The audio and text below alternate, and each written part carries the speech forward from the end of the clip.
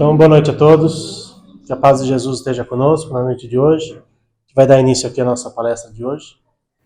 Vamos então agradecer primeiramente a Deus nosso Pai, a nosso Mestre Jesus, aos amigos espirituais aqui da nossa casa, por mais este dia, por mais esta oportunidade, e recebemos da espiritualidade amiga o auxílio e o amparo que tanto necessitamos.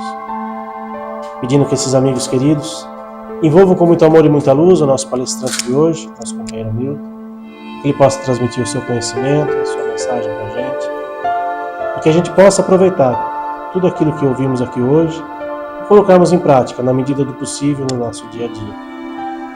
Iniciando a nossa palestra de hoje com a prece que Jesus nos ensinou. Pai nosso, que estais nos céus, santificado seja o vosso nome, venha a nós o vosso reino, seja feita a vossa vontade, assim na terra como nos céus. Pão nosso de cada dia nos dai hoje, perdoai as nossas ofensas, assim como nós perdoamos a quem nos tem ofendido. E não nos deixeis cair em tentação, mas livrai-nos de todo mal, assim seja, graças a Deus. Hoje então, mais uma vez, o nosso companheiro Milton vai fazer a palestra aqui pra gente, atendeu o nosso convite gentilmente, né? Milton, muito obrigado mais uma vez.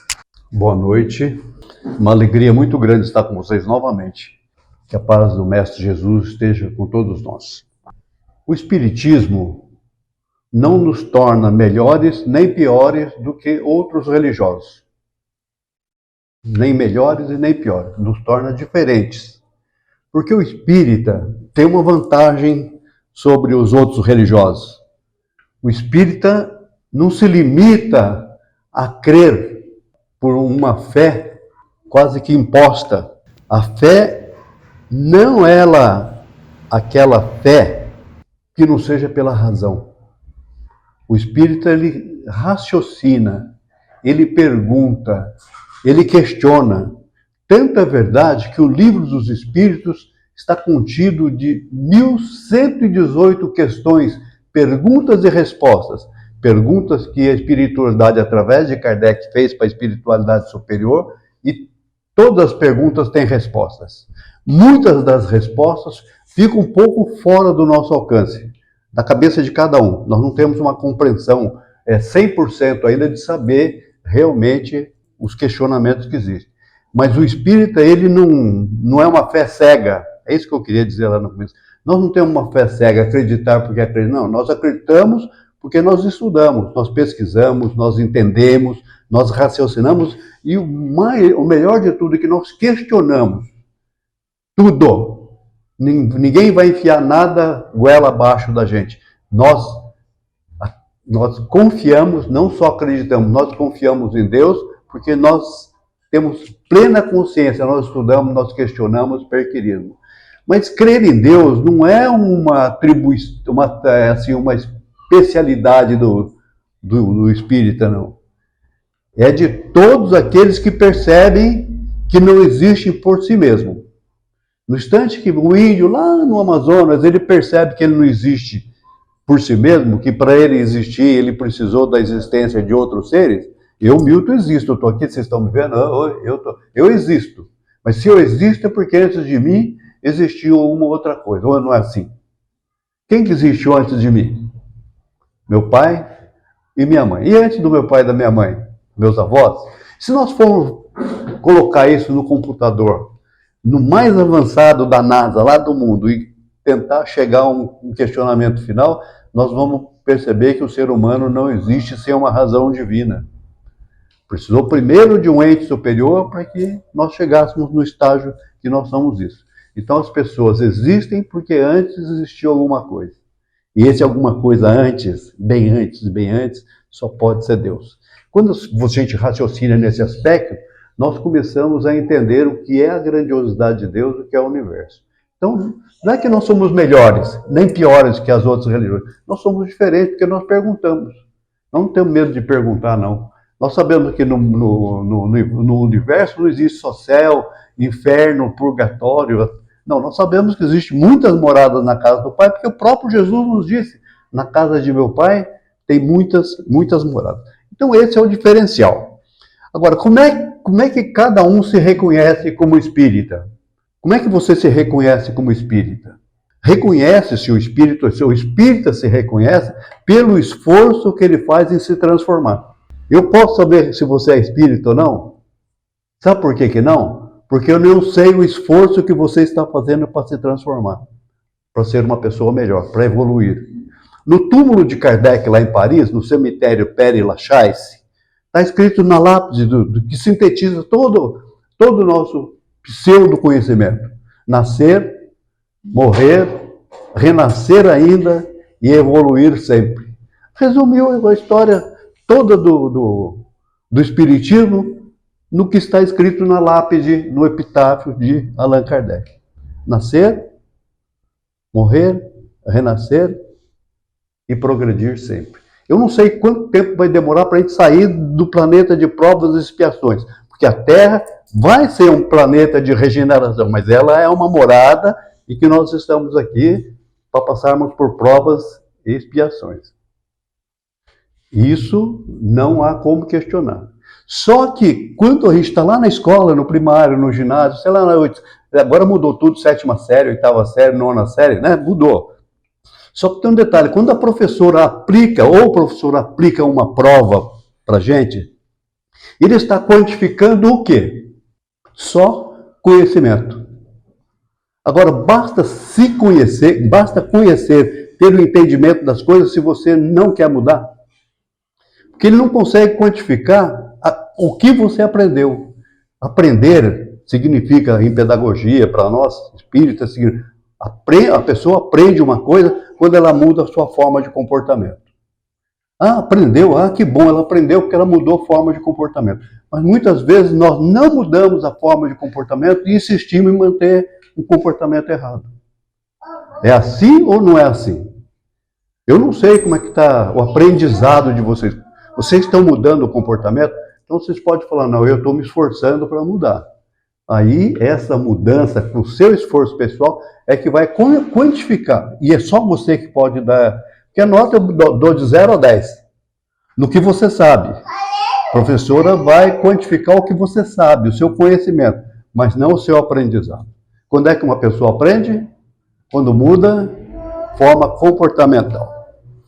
Então, quando eu era garoto, a minha mãe lá no sítio, 9 irmãos, tudo pequenininho, pé descalço pelo sítio lá, a minha mãe falava, você quer ser alguém na vida? Vai estudar. Vocês já ouviram essa conversa, os mais novos? Quer ser alguém na vida? Vai estudar. Pô, mas sem estudar eu já não sou alguém? Eu acho que o estudar, o questionar, o conhecer, o pesquisar, o raciocinar, não deveria estar sintonizado com o que eu estou falando. Você quer ser alguém na vida? Vai estudar. Alguém aqui vai fazer o curso de mediunidade? Daqui dessa sala? Vai? Já tem um número de pessoas que está se candidatando a estudar. Parabéns! Porque se não estudar, não vai conhecer. E é só através do conhecimento, sabendo, é que você pode mudar a sua forma comportamental. Quem não estuda, todo mundo aqui já leu a codificação toda de Kardec? Os 5 volumes de Kardec? Eu li mais ou menos. O que eu li mais é o Evangelho segundo o Espiritismo e o Livro dos Espíritos. Agora tem 3 outros livros que fazem parte da codificação. O Chico Xavier escreveu mais de 400 livros. Quantos vocês já leram do Chico Xavier? Eu li uma meia dúzia de 6. Então fica difícil, né? Mas você vê que raciocinar, estudar, perguntar, nunca devia estar associado a ser alguém na vida. Porque a gente já é alguém na vida. Todos nós somos alguém na vida. Estudando ou não. Aquele cidadão que está lá no sítio, lá na Xiriroba da Serra, que nunca leu nada, nunca estudou nada. Ele pode ter um comportamento melhor, diferente do nosso? Claro que pode. Ele precisa de estudo para mudar comportamento? Não. À medida que você estuda, conhecimento vai favorecer a tua mudança comportamental. Mas isso é verdade? A pessoa faz medicina e continua um grosso para atender o paciente. Ou não é assim que a gente vê? Então não basta vir estudar só. É preciso mudar a forma comportamental. E com isso aí já foi mais de 10 minutos. Ou seja, nós devemos estudar não para ser pessoas melhores que os outros, não para conquistar status, não para ter um DR na frente ou um coronel na frente do nome. Nós estudamos para ser pessoas melhores, para que a gente possa ajudar a melhorar a humanidade. Por isso que a gente estuda. Mas é estudar tudo, não é só estudar, que eu digo é ter conhecimento das coisas. Tem que estudar mesmo. Mas não é por falta de estudo que você não vai melhorar na sua vida. A nossa evolução espiritual, a nossa, de cada um de vocês, a nossa evolução espiritual, ela não se manifesta pela quantidade de conhecimento que você tem. Você vai saber da sua evolução espiritual no instante que você percebe que você pode corrigir, você tem a capacidade de corrigir os seus próprios erros e assim buscar a evolução. Então, não precisa ter grandes estudos, não, fazer faculdade, nada disso. É preciso ter conhecimento das coisas da vida para que você possa mudar. Como é que a gente muda? Quando a gente reconhece os próprios erros. E a nossa cabeça, a nossa alma tem a capacidade de mudar, de renovar, ou seja, não renovar, mas de buscar novo reconhecimento para os nossos erros. Capaz de pensar nos erros. Quem é que instruiu os 12 apóstolos? Como é que eles receberam instrução? Quem foi o instrutor dos 12 discípulos de Jesus? Quem deu aula para eles? Quem que transmitiu o conhecimento? Foi o próprio Jesus. Então, o cara teve aula com Jesus. Não? Os 12 não tiveram aula diretamente com Jesus? Tornaram ele homens melhores que nós somos hoje? Ali tinha covardes, ali tinha medrosos, tinha traiçoeiros, tinha homens que abandonaram Jesus, que negaram. Ou não é assim que nós estudamos? Pedro negou Jesus 3 vezes, Judas traiu. O Tomé, não, só acredito vendo. Não foi isso? Vocês conhecem mais ou menos a história. Tiveram aula com quem? Com Jesus. Eles, apesar de todas as aulas, eles aprenderam alguma coisa? Não, eles continuaram sendo homens covardes, mentirosos, traidores. São erros comuns na nossa vida, na nossa existência? São sim. Então vocês vejam, a aula direta de Jesus. Quando é que eles foram compreender alguma coisa? Depois que Jesus foi embora através da presença da espiritualidade. Que receberam a espiritualidade. Que os católicos chamam de Pentecoste. Isso vocês conhecem. Não estou falando nada demais. Eles continuaram, os apóstolos continuaram homens simples, como todos nós. Simplesmente humanos. E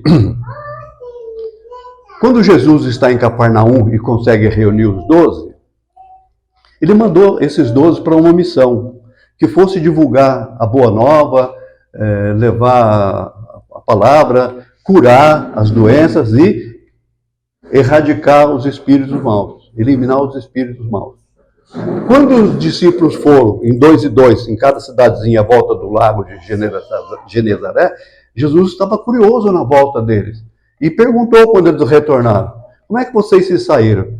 Mestre, em seu nome, olha a maravilha, mestre, em seu nome nós conseguimos curar pessoas, levar a palavra e tirar maus espíritos.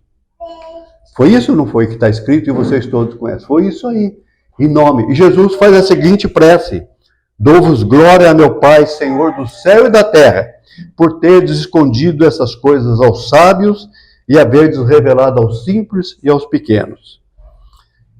Essa lição nós vamos entender somente mais tarde. Ou seja, saber as coisas, e vocês vão saber muito estudando, saber as coisas não é sabedoria. É a capacidade que o ser humano tem de guardar conhecimentos. Mas guardar conhecimento sem mudar a forma comportamental não está servindo absolutamente de nada. Albert Einstein, certa ocasião, falando para um auditório grande só de cientistas, ele falou a seguinte frase: tudo aquilo que o homem desconhece não existe para ele. Vou repetir, ó. É que a menininha assim dá uma atrapalhadinha, mas fique tranquilo. tudo aquilo que o homem ignora não existe para ele.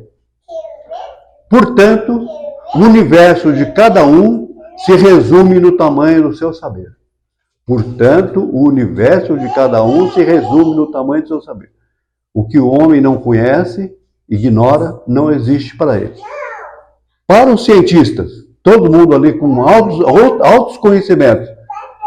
Por isso, o universo de cada um dos que estavam sentados ali se resume no tamanho do seu saber. A gente pode estender isso para nós? Será que o universo se resume no tamanho do nosso saber? Do nosso conhecimento? Científico ou não? Espírita ou não? O nosso universo se resume no tamanho do nosso conhecimento?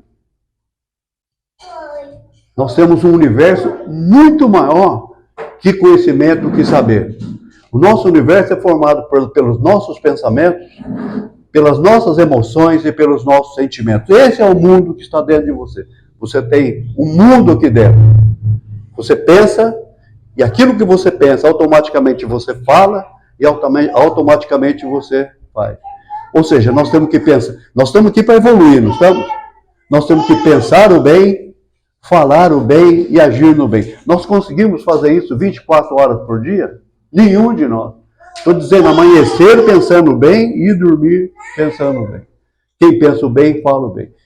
E age no bem. Mas aquele que pensa o mal, fala o mal e vai acabar agindo no mal. Enquanto nós estamos aqui em 10, 12, 15 pessoas no máximo, esses 15 pessoas estão nos barzinhos por aqui pertinho, né? Na nossa circunvizinhança aqui. Onde tiver um barzinho, tem 10, 15, só passar na frente e a gente vê. Eles estão com o mesmo pensamento que nós? Então vocês vejam que o espírita ainda é no universo um número bastante reduzido. Mas do que compõe o seu universo? O meu universo? É do que eu conheço ou do que está aqui dentro? Os meus pensamentos, as minhas emoções, os meus sentimentos. Porque a palavra, o pensamento faz das nossas emoções. Eu vou citar um exemplo fácil. A gente entra na sala do cinema, de repente apaga a luz. Quando apaga a luz, a película vai começar a rodar. Uma vida toda está em 2 horas, 1h30. Nós rimos, nós choramos, nós nos emocionamos, nós damos bastante risada se for comédia, se for um drama a gente chora. Ou não acontece isso? O marmanjo finge que não, passa o dedinho aqui para tirar uma lágrima, mas a gente se emociona no filme. Agora, imagina a sua emoção quando você está amando. O outro está no braço do teu noivo, do teu marido, do teu companheiro. Você imagina a sua emoção. Se você não tiver uma emoção, os fluidos bons, por que você está ali? Se você pensa o mal da pessoa, fala o mal dela e deseja o mal e age no mal. Então, o problema, o mundo está aqui. O nosso universo se resume na qualidade dos nossos pensamentos, na qualidade das nossas emoções e muito mais na qualidade dos nossos sentimentos. Perceberam? Então, essa qualidade, pensamentos, emoções e sentimentos, é que constitui o seu universo. Posso fazer uma pergunta? Posso? Como é que está o seu universo? Imaginem um peixinho no aquário. E nós vamos falar de espaço físico, não vamos falar de espaço aqui dentro, porque isso aqui é um mundo de cada um. Aqui estão os seus pensamentos, as suas emoções, está tudo aqui. A gente fala que está no coração. O coração reage às nossas emoções. O coração reage aos nossos sentimentos. Mas o nosso mundo está aqui, ó, aqui dentro. Aqui está o meu universo. Que pensamento vai gerar sentimento e vai gerar também emoções. Isso? Até aí está claríssimo para mim, né? Agora, qual é a qualidade desses pensamentos, dessas emoções, desses sentimentos? Nós temos que pensar que a vida é muito mais que conhecimento. A vida é muito mais que conhecimento. Não significa que nós não devemos estudar.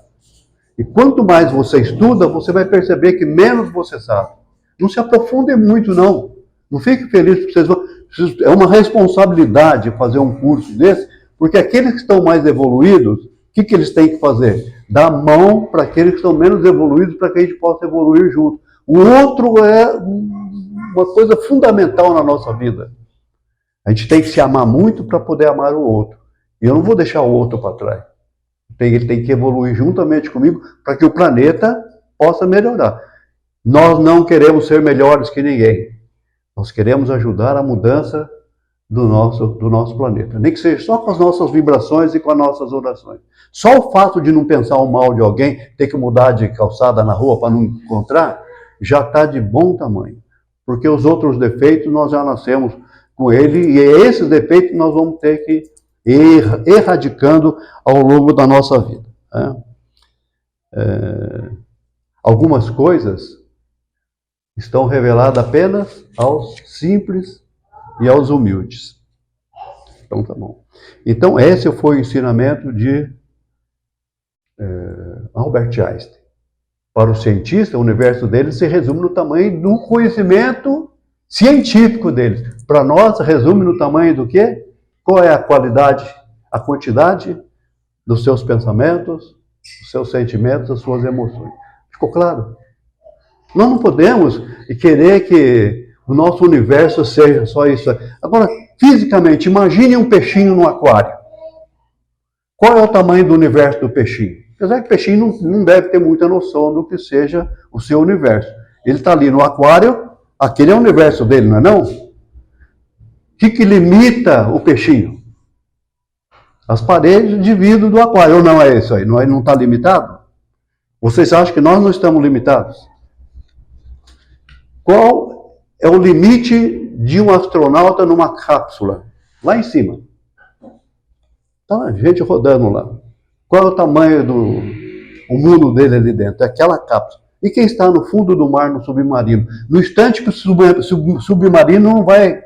Ele emergiu, ele não vai conseguir emergir. Ele submergiu, mas vai explodir lá embaixo. Antes que isso aconteça, está acabando o oxigênio. Como é que está o mundo daquele homem limitado naquele espaço de uma cápsula, ou lá em cima no fundo do mar? Onde está? Como é que está o universo dele? Para onde vão os pensamentos? Tão longe de mim, distante, onde irá meus pensamentos? Para onde foi o pensamento desse cara que estavam lá, que foram implodidos no fundo do mar? Ou de quem está lá em cima? Onde está o pensamento de uma pessoa que está presa pela armadilha que ele criou pelos seus próprios pensamentos? Aonde que está? Daquela pessoa que o limite dela é a cama de casa. Ela nunca saiu do quarto. Ela nunca saiu do quarto. Tem gente que já saiu do quarto, mas não conhece a cozinha, a sala, não conhece os vizinhos do bairro, não conhece a rua, não conhece nada. Vocês acreditam que no hospital tem gente que nunca saiu do hospital?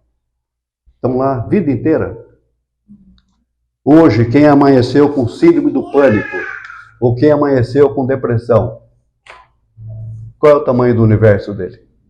Uma mente conturbada pelo medo, pela culpa, pela mágoa, pelo ressentimento. Qual é o tamanho do universo de uma pessoa dessa que fica pensando mal e com a cabeça toda conturbada? Qual é o potencial de uma pessoa que está com uma síndrome de Down, por exemplo, ou uma coisa pior ainda que o pânico? Uma doença que antigamente a gente achava que era frescura. Vá conviver com uma pessoa deprimida para você ver o que é bom para tosse. Qual é o universo da pessoa que está nesse sentido? E de quem está numa cadeira de roda? Qual é o universo dele? Está ali só naquele universo ou o mundo dele está aqui dentro? Vocês estão percebendo? A emoção, os gordinhos também amam. Quem está na cadeira de roda também ama. Então você vê que ele está expandindo. Nós vamos expandir o nosso universo, o nosso, de cada um, pelo conhecimento, pelo saber? Claro que vamos. Mas muito mais pelo amor que nós sentimos. Pelas nossas atitudes, pelas nossas bondades. Quando nós deixarmos a Terra, fomos para outro plano, outra casa do Pai, pode ter certeza que o único currículo que vai contar lá fora é o nosso currículo de bondade. Se eu fiz faculdade, se eu tenho carro, se eu dei carona, o quanto que eu ganho por mês, aonde eu trabalho, não vai dizer absolutamente nada para lá. Os espíritos não vão perguntar que faculdade que você fez, que estudo que você tem. Tem muito mais pessoas de outras religiões lá no nosso lar, lá em cima, em lugares melhores no plano espiritual, do que espírita. Porque eu acho que vai ser recebido lá em cima com coxinha, salgadinho, um copinho de cerveja. Pô, gente, o que nós fazemos no centro espírita é por quê? É em nome de quem? É o Wilson que faz? É o seu Wilson que faz? Sou eu que faço? A senhora que trabalha aqui que faz? Não! As coisas acontecem em nome de Jesus. Se não fosse assim, não teria sentido. Ou vocês acham que o espírita, porque está aqui, é perfeitinho? Não tem briga em casa, não fica doente, não discute no trabalho. Vocês acham que assim a vida é igual para todo mundo? As dificuldades são as mesmas. Cada um sente a dificuldade de um jeito, mas são as mesmas dificuldades, tá? E com isso eu estou encerrando a minha meia hora de conversa com vocês. O Wilson sabe disso. Eu teria mais outra meia hora para falar, mas há outros compromissos. Vocês estão de parabéns porque ou estão reiniciando ou estão dando sequência a um curso maravilhoso. Conhecimento não ocupa lugar aqui dentro. O que ocupa lugar aqui dentro é a transformação. Que os cursos façam, os cursos que vocês vão fazer, que o curso transforme você em pessoas melhores, prontas e aptas para ajudar quem está vindo aí. Nunca ame pela beleza, dizia Madre Teresa de Calcutá. Não ame pela beleza, porque a beleza um dia vai embora. Aqui cai, aqui cai, aqui cai, aqui cai. Então, olha, você pode fazer todas as cirurgias plásticas que você quiser. Não existe cirurgia plástica para a alma. Para o corpo, você pode dar uma remendada aqui, outra aqui, encher de botox, dar uma siliconada. Pode, mas não ame uma pessoa pela beleza. Nem ame pela aparência, porque ela vai acabar. Mas não ame também que você está por admiração. Não admiro essa pessoa, nossa. Não ame pela admiração. Ame simplesmente. Ame simplesmente. Porque não há nada que possa destruir o amor que você sente. Entendam agora para sempre. A única moeda corrente no universo, com certeza, será o amor. Tá bom? Vocês tenham, hoje já é quinta-feira, que vocês tenham aí um excelente final de semana. Bom, vamos fazer a prece de encerramento então, para a gente passar para o passe. Agradecendo então mais uma vez ao nosso Pai Celestial, ao nosso Mestre Jesus, por mais esta noite, por mais esses conhecimentos tão necessários em nossas vidas. Que possamos levar daqui todas essas bênçãos, essas luzes e principalmente esse conhecimento que irá permanecer por toda a nossa vida, por toda a nossa existência. E que na medida do possível possamos colocar em prática no nosso dia a dia, de acordo com as nossas possibilidades e limitações, um pouquinho daquilo que aqui aprendemos e que possamos aproveitar essas boas energias e vibrações, levando para os nossos lares, para os nossos familiares, nossos animaizinhos que estão lá à nossa espera. Que Deus, nosso Pai, que nosso Mestre Jesus, que Francisco de Assis, o patrono da nossa casa, esteja sempre presente nas nossas atividades e nos nossos corações. Que assim seja, graças a Deus.